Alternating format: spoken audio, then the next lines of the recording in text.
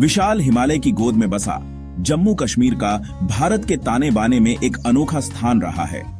सदियों से इसके लुभावने दृश्य, विविध संस्कृतियां और सामरिक महत्व दुनिया भर की कल्पनाओं को मोहित करते रहे हैं।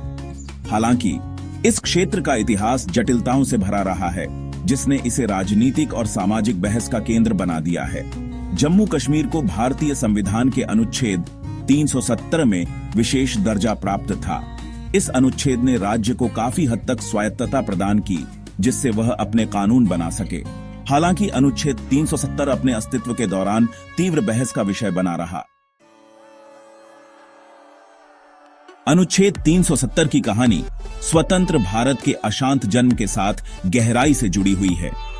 1947 में जैसे ही ब्रिटिश राज का पतन हुआ, भारतीय उपमहाद्वीप दो स्वतंत्र राष्ट्रों भारत और पाकिस्तान में विभाजित हो गया।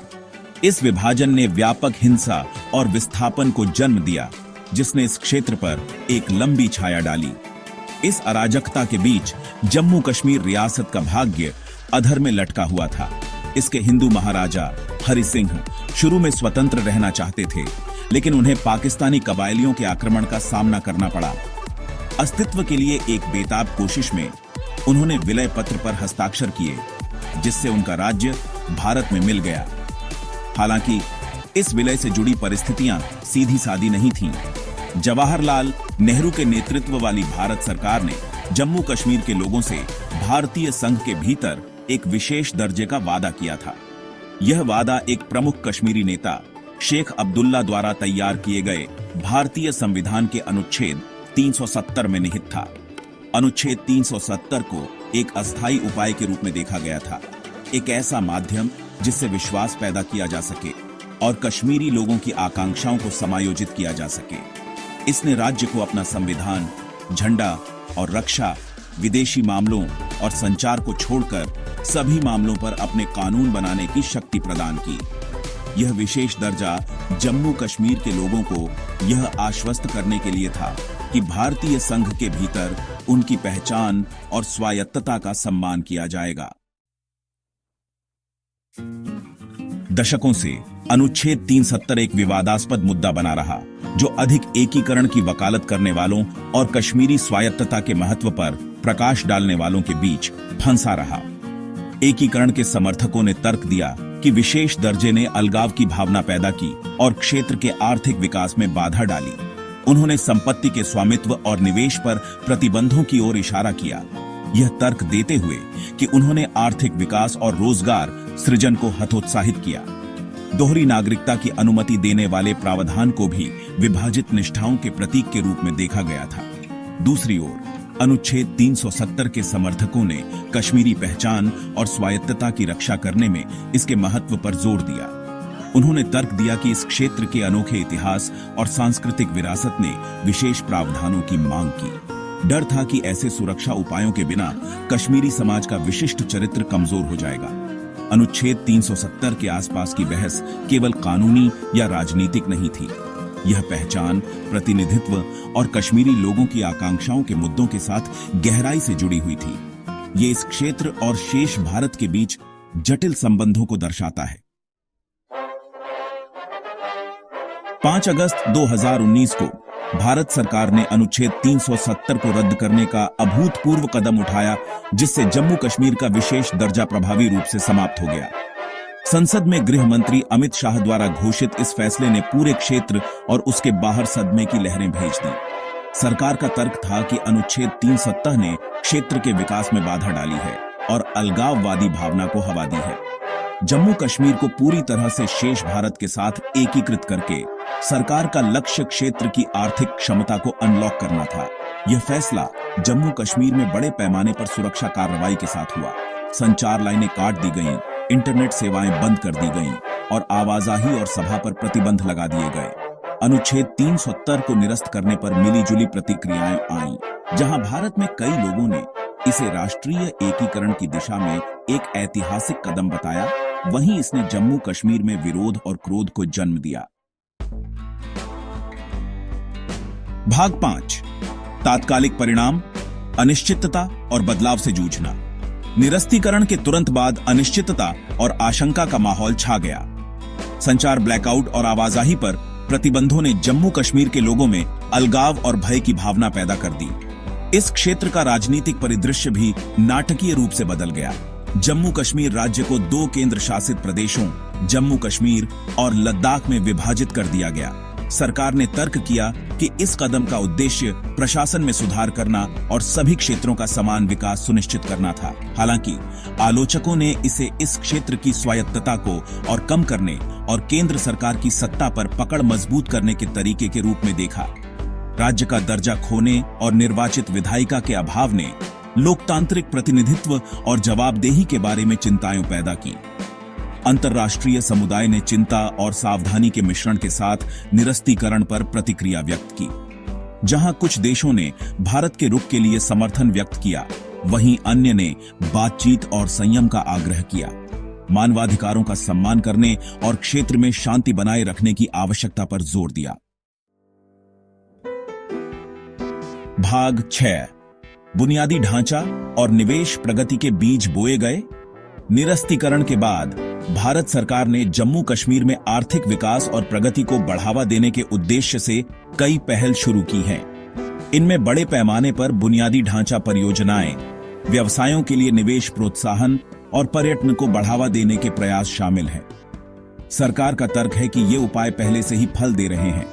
बढ़ते निवेश, रोजगार सृजन और बेहतर बुनियादी ढांचे की ओर इशारा करते हैं। उनका तर्क है कि भूमि के स्वामित्व पर प्रतिबंध हटाने से विकास के नए रास्ते खुल गए हैं और पर्यटन, रियल एस्टेट और आतिथ्य जैसे क्षेत्रों में निजी निवेश आकर्षित हुआ है। राजमार्गों, सुरंगों और रेलवे लाइनों के निर्माण जैसी परियोजनाओं को प्रगति के संकेत के रूप में बताया जाता है, जिसका उद्देश्य कनेक्टिविटी में सुधार करना और क्षेत्र की आर्थिक क्षमता को अनलॉक करना है। बेहतर अवसर प्रदान करने और जीवन स्तर में सुधार करने के लक्ष्य के साथ शैक्षणिक संस्थानों और स्वास्थ्य सेवा सुविधाओं का भी उन्नयन किया जा रहा है। हालांकि यह देखा जाना बाकी है कि क्या ये पहल निरंतर आर्थिक विकास में बदल जाएंगी और बेरोजगारी और अविकसितता के अंतर्निहित मुद्दों का समाधान करेंगी जो दशकों से इस क्षेत्र को प्रभावित कर रहे हैं। भाग 7 पर्यटन का वादा और संकट, एक नाजुक संतुलन। पर्यटन राजस्व उत्पन्न करने और रोजगार सृजित करने की अपनी क्षमता के साथ जम्मू कश्मीर में आर्थिक विकास के एक प्रमुख चालक के रूप में पहचाना गया है। इस क्षेत्र के लुभावने परिदृश्य, बर्फ से ढके पहाड़ और शांत झीलें लंबे समय से दुनिया भर के पर्यटकों को आकर्षित करती रही हैं। सरकार ने अधिक पर्यटकों को आकर्षित करने के लिए नए पर्यटन स्थलों को विकसित करने, बुनियादी ढांचे में सुधार करने और साहसिक पर्यटन को बढ़ावा देने की योजना की घोषणा की है। उम्मीद है कि पर्यटकों की बढ़ती संख्या से रोजगार पैदा होंगे, स्थानीय अर्थव्यवस्थाओं को बढ़ावा मिलेगा और दुनिया के सामने इस क्षेत्र की सुंदरता का प्रदर्शन होगा। हालांकि पर्यटन को बढ़ावा देने से पर्यावरण और स्थानीय समुदायों पर इसके प्रभाव के बारे में भी चिंताएं पैदा होती हैं। नाजुक हिमालयी पारिस्थितिकी तंत्र बड़े पैमाने पर पर्यटन के दबावों के प्रति संवेदनशील है और अनियंत्रित विकास से पर्यावरणीय क्षरण हो सकता है। स्थानीय समुदायों के संभावित विस्थापन और पारंपरिक आजीविका के क्षरण के बारे में भी चिंताएं हैं। आर्थिक विकास और इस क्षेत्र की प्राकृतिक और सांस्कृतिक विरासत के संरक्षण के बीच संतुलन बनाना महत्वपूर्ण होगा। भाग 8 घाटी से आवाजें, दृष्टिकोणों की एक टेपेस्ट्री। अनुच्छेद 370 के निरस्तीकरण से जम्मू कश्मीर के लोगों की ओर से व्यापक प्रतिक्रियाएं मिली हैं। जहां कुछ लोगों ने इस कदम का स्वागत किया है, यह उम्मीद करते हुए कि यह शांति और समृद्धि के युग की शुरुआत करेगा, वहीं अन्य लोग अपनी पहचान, अधिकारों और इस क्षेत्र के भविष्य के बारे में चिंता व्यक्त करते हुए संशय में हैं। आबादी के कुछ वर्गों में मोहभंग और गुस्सा है, जिन्हें लगता है कि उनकी आवाजों को दबा दिया गया है और उनकी आकांक्षाओं को नजरअंदाज कर दिया गया है।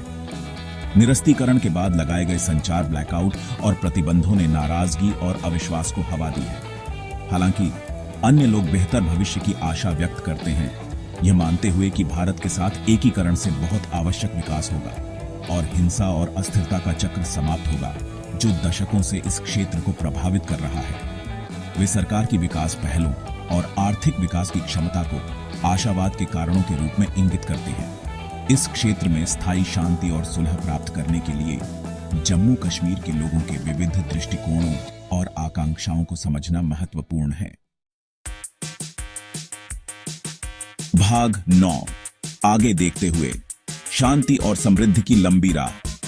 अनुच्छेद 370 का निरस्तीकरण जम्मू कश्मीर के इतिहास में एक महत्वपूर्ण क्षण रहा है। इसने अनिश्चितता और बदलाव के एक नए युग की शुरुआत की है, जिसमें इस क्षेत्र के राजनीतिक, आर्थिक और सामाजिक परिदृश्य को नया रूप देने की क्षमता है। आगे का रास्ता चुनौतियों से भरा है।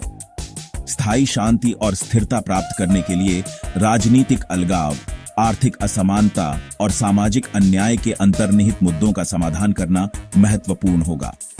बातचीत, सुलह और मानवाधिकारों का सम्मान किसी भी स्थायी समाधान की आधारशिला होना चाहिए। भारत और पाकिस्तान के बीच बातचीत और विश्वास निर्माण के उपायों को प्रोत्साहित करने में अंतर्राष्ट्रीय समुदाय की भूमिका है। दक्षिण एशिया में शांति और स्थिरता के लिए कश्मीर मुद्दे का समाधान आवश्यक है। अंततः जम्मू कश्मीर के इतिहास में इस नए अध्याय की सफलता सभी हितधारकों की विभाजन को पाटने, शिकायतों को दूर करने और शांतिपूर्ण और समृद्ध भविष्य के साझा दृष्टिकोण की दिशा में मिलकर काम करने की क्षमता पर निर्भर करेगी।